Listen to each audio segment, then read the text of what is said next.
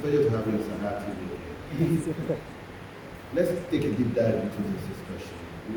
Women participation in Nigerian politics has been an issue at the forefront. That you've had quite an experience with regards to this. Let's get your perspective. How far have we gone? Women actually making inroads in Nigerian politics. Thank you very much. How far? We are not yet there. We are still far, far, far, far off from getting adequate women to participate in politics. If you ask me, in fact, I will tell you that it's taking a retrogression instead of progression. From 99 till now, we've had a terrible decline in women participating in governance. Note that in governance, because in politics women are there, we have women in politics. I'm a politician myself. We have several women, artisans, educated women, professional women that are all in politics. And saying women in politics, whether we're having adequate women in politics, yes, we are having enough women. If you go to world meetings, you see enough women. Local government meetings, senatorial meetings, and even state meetings.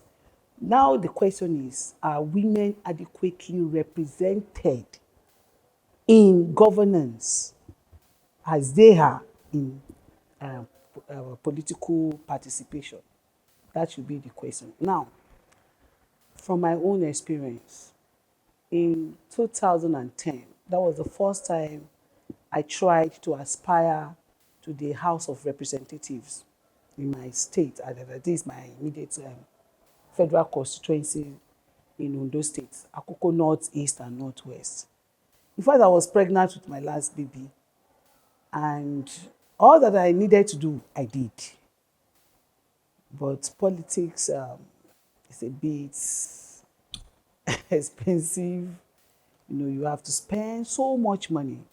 It takes a lot of capital, and you can then say that women are not as rich as their male counterparts in this part of the world, and we don't have enough courage to participate in the kind of masculine, or I should say patriarchal politics that will involve physical, I don't know, so now, some physical activities like having to have a rukus. Do you know the meaning of a rukus? The meetings involved, some of them will be nocturnal meetings, and most women will not be able to go out in the night, especially those who are married. And don't forget that if you are a politician too, you should be ready. A woman politician should be ready for labeling. Such women can be called names. And in recent time, is the bullying on the social media. Many of these things are factors, not to talk of the traditional factors such as cultural beliefs, religion, economic capacitations, and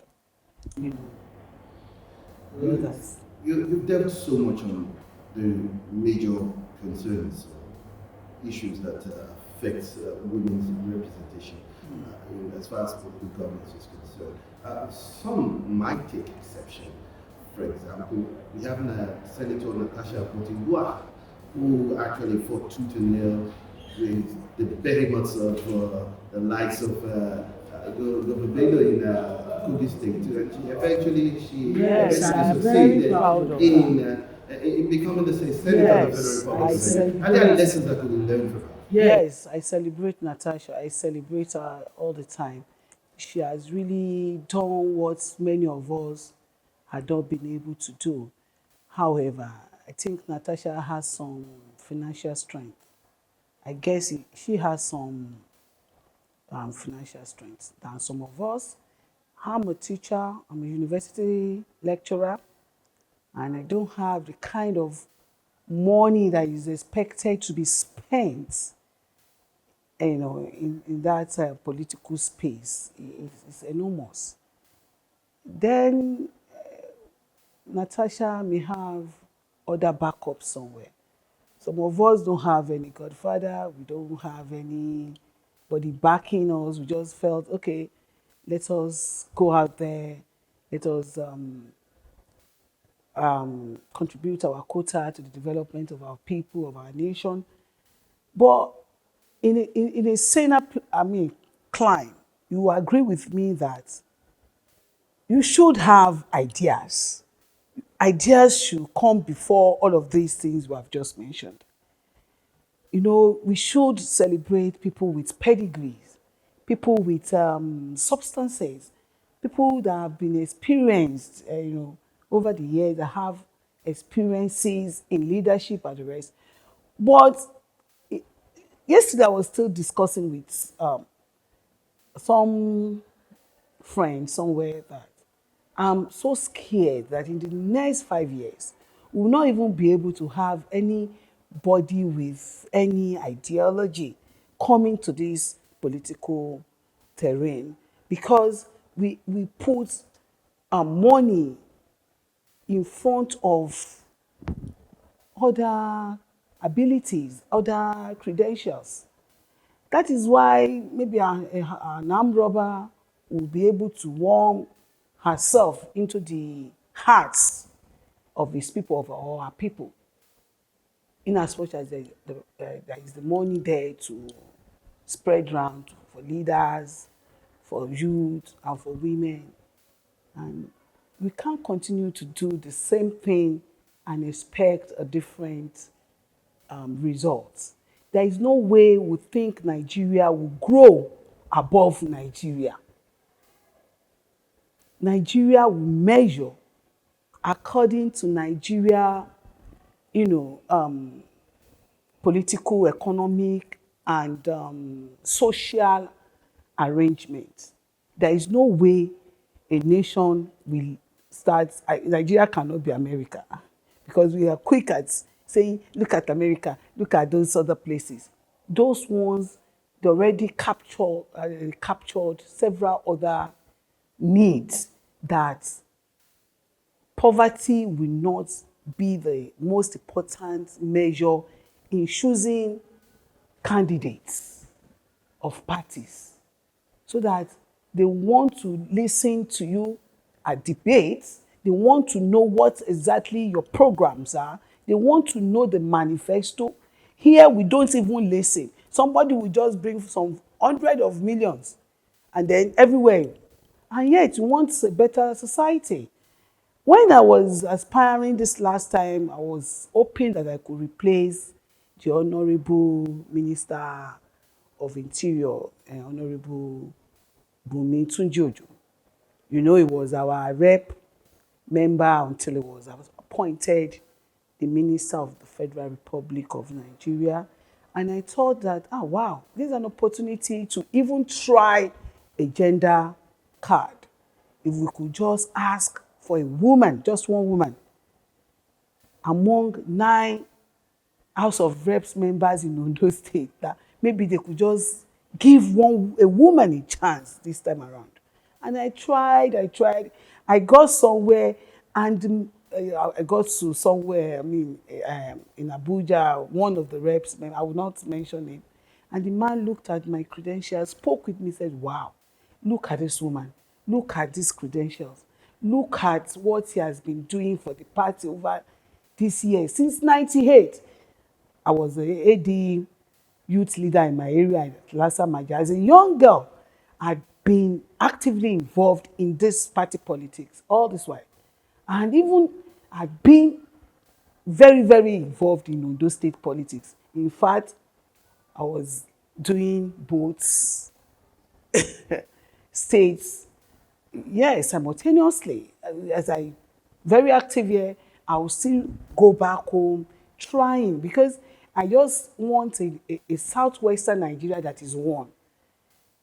You know, a stronger southwestern Nigeria. Yes, we are Nigerian, but we should start from, you know, enforcing unity unity amongst Yoruba peoples. That's always been my own agenda.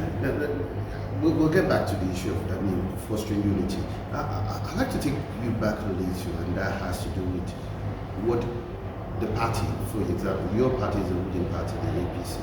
What are they doing in order to improve make the a level playing ground so that the women will be more actively represented? And are these issues even being addressed at all? I know, I must say this, since I'm having the opportunity to speak with you, I must tell you that Asiwaju has, the Mr. President has a genuine, you know, policy for gender inclusion, and he had demonstrated it over the years. However, there are dynamics in this past 8 years that actually would not make the gender balance and gender gender representation rather to come to the fore. And I think it's about party politics and priorities. The leadership of a party is also very important in maintaining gender representation. At the time, Asiwaju brought gender mainstreaming, that a quota should go to the women, and he saw to it. Nobody had continued in that line. And there is nothing anybody. I contributed a chapter to Mr. Dari Babarisa's photo book on the inauguration of Asiwaju. I wrote about the president's women. Women Asiwaju had mentored over the years. I could have gone to about 60, but they wanted a certain number. I could just stand there and be reading names and reading names. And that is, you know, a he for she person. If you have more he for she amongst the politicians and conscious, deliberate gender mainstreaming in the party policies, will be able to achieve better women inclusion in governance. Because we like, I looked at it, I still felt like this just this past few days, some people thought, okay, we need a female deputy in Ondo State. And some people actually started, you know, promoting my very self that, okay, she could be a gender representation in that government. I didn't push it. If you had noticed, I did not even talk about it anywhere. People were agitating. I was waiting. It should have, even if it were not me that was nominated as the deputy, I guess they have females in our work. Because I had the politics is that we needed to compensate or I agree. But I want to ask if there are no women that could be used in our work. If there is no singular woman that we can, you know, promote that level, a woman politician in our work. I know there are women in our work that could step in as a deputy governor. That be that, shortly after SSG was also announced, a man again, and now said the governor is deputy, SSG speaker. The first four are all men. And it's kept, giving me concern. Ondo State happens to be one of the most educated population. If you can allow that to go in Ondo State, then I wonder where such concerns will be raised in Nigeria states. Because although we have even prehistoric Ondo period, we've had harbors. In fact, in my part of Ondo State, we have female regents. Is a position of the culture that women should be regents. And that is why there is nowhere in Ondo State you will come across a male regent. Gbogbo àdèlé ọba ibẹ̀ yẹn are mostly women. I've never come across a male regent. If a culture with such gender balancing could allow such to, but if I start reacting, they will say, hey, it's because they didn't pick her as deputy. No. In fact,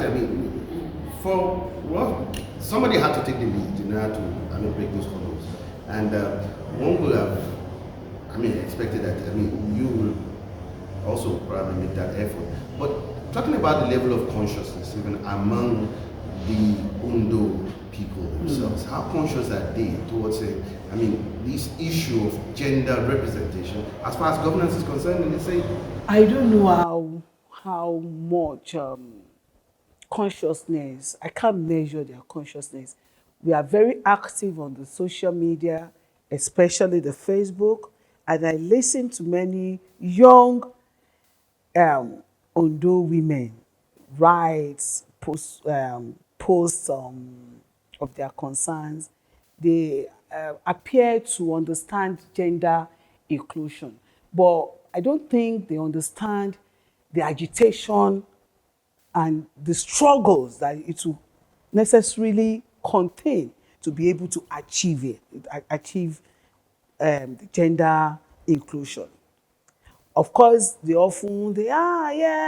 want women, yes, we are feminists, yes. I don't even understand, they don't even understand the meaning of feminism, beyond maybe some social misadventures here and there.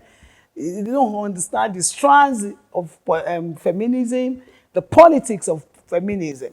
They don't know that feminists would rather ask for the seat of the governor, not even the deputy. We are still asking for deputy, asking for let women. We think that women should necessarily be given their domestic roles in the homes, even in the public space. That is why you see women be given Ministry of Women Affairs and this and poverty alleviation.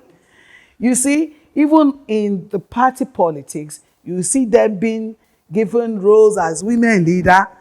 Each time I pass, they say, woman leader, woman leader. I will just laugh. I'm not a woman leader. I'm a leader in the party, not gendered leader. Now, you will see them giving roles to women as welfare officers, so that they are the ones to start distributing the Congo of rice and the rest. I said we are still playing the particular domestic role in our husband's house and our children's life, even in the public space. Now, let's go into the state politics. Recently this one in government, just added the process of governance, so to speak, yesterday with the dissolution of the state executive as well as the other appointments that he made. What are the expectations in the party? He recently made a controversial, alleged that it's a controversial statement, that there's no vacancy in the Alabaka House. We'd like to get your view on your perspective on this. What are your expectations? And do you think there is a vacancy?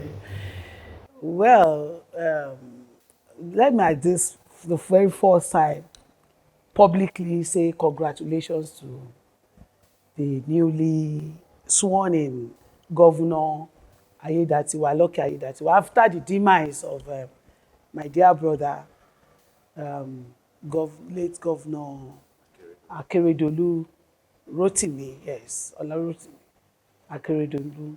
We fondly called Akete. This would be the first time I will publicly make any statement about Ayedatiwa, apart from the gist on the social media. I followed the processes of till he became the governor. He was sworn in the governor. However, I want to tell the governor to be very careful too. You see, there are no vacancies or there is no vacancy in Alagbaka is a political statement. He should first try to warm himself to the hearts of the Edo State people as a whole and his party members and leadership. Is important. You know, it should be less controversial. There are vacancies there. Many vacancies are there. And people are still going to slug it out with him at the primary. The leadership of that party, as we speak, will be divided. Interests are many. His is one. Ikubensi, fine. But we are seeing a situation where Ikubensi failed in primary election. That is high-wired politics. I started with AD as a young, unmarried girl, as a youth leader. And I'd followed the party till now. And I want to tell you one thing about this party. During all this while that I was actively involved, and I'm still actively involved in Edo State, I never met Ayedatiwa until he was appointed as the deputy to running mate rather, with the governor in his second term after he dropped Agboola Ajayi. And I'd followed him. He came in like praising Betty as his godfather, Betty Akeredolu as his own godmother rather. And I felt, wow, interesting. Shortly after, everything went like it went. You are all aware. People will come singing your praises. Power is transcendent. I learn every day. I think you should learn from the immediate past event. Immediate past, not distant history. Just happenings of 27th of December till we are speaking. You should learn how people will just turn around 360 to start following the new person. And you should understand the dynamics of human nature, that nothing is permanent.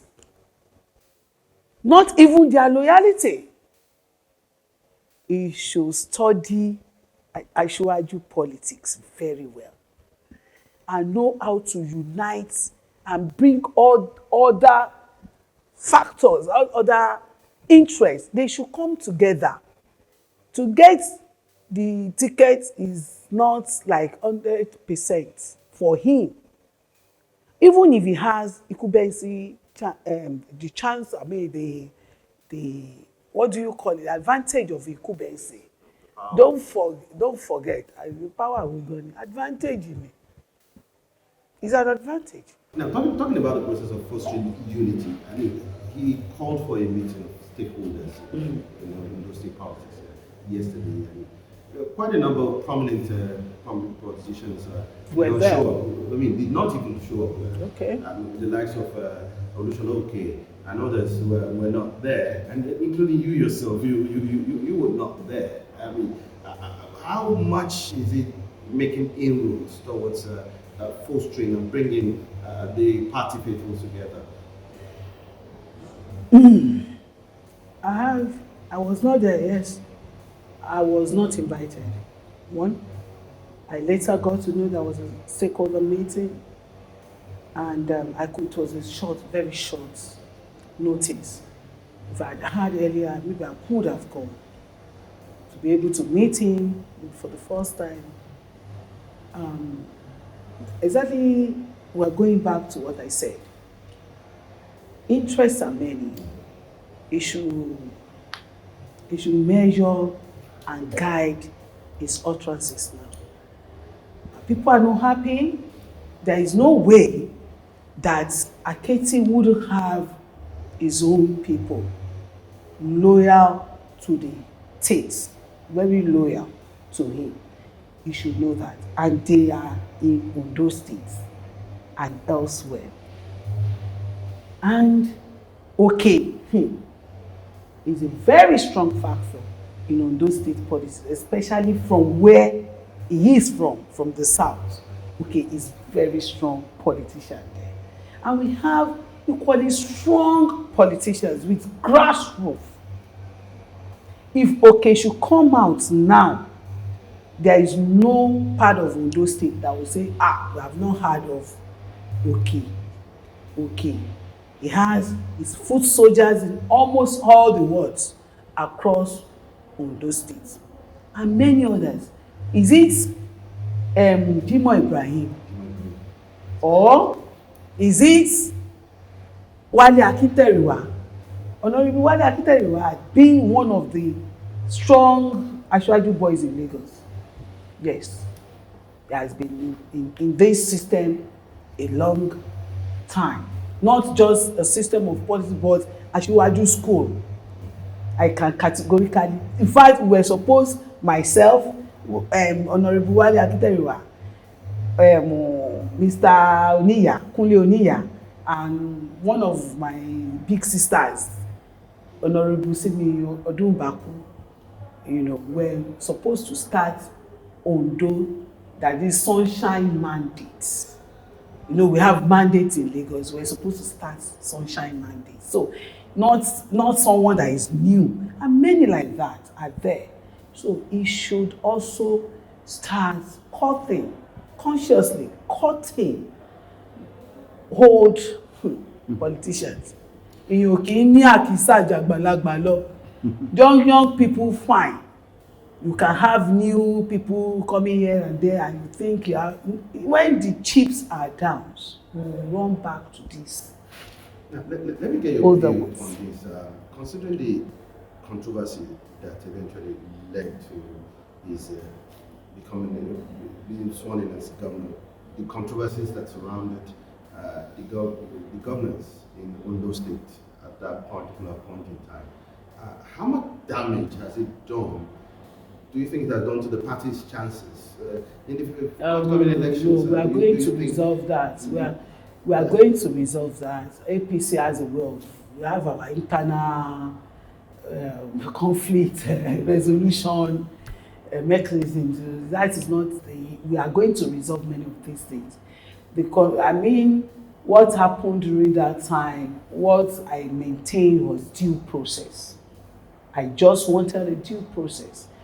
I just thought that the Constitution must be protected, and if it's going to be mad, it will not come from my state. Being an activist myself, they call me more, they will say, you are more of an activist than a politician. But the truth of the matter is that we still need some activism, even in politics. Some of us we can't all sleep and face same direction. Some of us will maintain leftist agenda even within the party structure, and that is what I maintained, that let there be due process. You cannot continue to be away as a governor. The state was not running. Everywhere was dirty. I went to Edo State and I felt like I cried. The whole of Akure was littered. And I was like, what? And thank God that it has gone well. The little worries you are expressing now will more people. We clean it up. Now, I also like to get your view on this. Some are also talking about the issue of zoning as far as the election is concerned. Yeah. What role do you think zoning will play in this election? Well, zoning has worked for them in Edo State. They rotated within the 3 senatorial districts, I think, Ondo North, Central, and South. Yes, and it has always worked for them. Are you going to run in this next election? No. Why is that? It's not. I'm from the north. I'm from Akoko. I'm precisely from Obagi Akoko. I'm from the north, where the immediate past governor is from. Not to put you in the spot, do you have any? Well, I mean, was. Do you have any aspirant to have? This time around, we